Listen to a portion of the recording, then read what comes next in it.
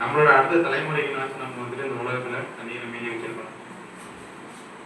இந்த உலகத்துல இருக்க தண்ணீர் வந்து இருக்கிற 71% ஒரே 1% மட்டும்தான் நன்னீரா இருக்குது. நன்னீர்னா குடிக்கிற குடி தண்ணியா நமக்கு ஒரே 1% தான் இருக்கு. அது எதிர இருக்கு பார்த்தீங்கன்னா ஆறுகளாகவும் ஏரிகளாகவும் குளங்களாகவும் இருக்கு. இந்த நன்னீர் மட்டும்தான் நமக்கு ஆதாரம். இந்த உலகத்துல வாழ்ற 2.2 பில்லியன் மனிதர்களுக்கு வந்துட்டு அந்த 1% தண்ணி தான் வந்து நமக்கு முக்கிய ஆதாரம். அதனால தண்ணீர்ல இருந்து தான் எல்லா உயிரினங்களும் உருவாச்சு. அதுல இருந்து தான் நம்மளுடைய வாழ்க்கையே ஆரம்பிச்சிருக்கு.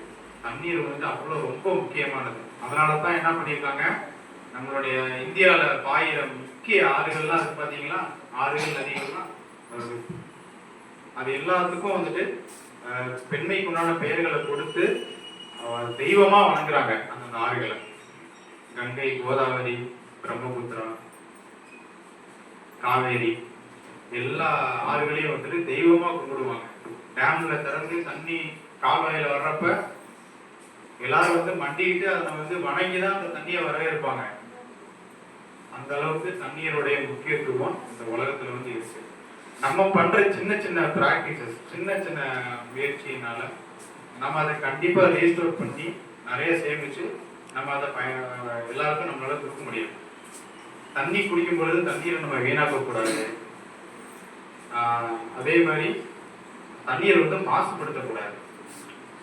தண்ணீரை மாசுபடுத்தவும் கூடாது, தண்ணீர் மாசுபடுறத நம்ம கேட்கணும். சரிங்களா? அதனால தண்ணீர் தான் அந்த உலகத்துக்கு ரொம்ப ரொம்ப முக்கியமான விஷயம். அதை வந்து நம்ம முறையா சேமிச்சு மழை நீரெல்லாம் வீணாக்காம அடிப்படையான தண்ணீரை வந்து சேகரித்து நம்மளுடைய அடுத்த தலைமுறைக்கு எடுத்துட்டு போய் நம்ம கொடுக்கணுங்கிறத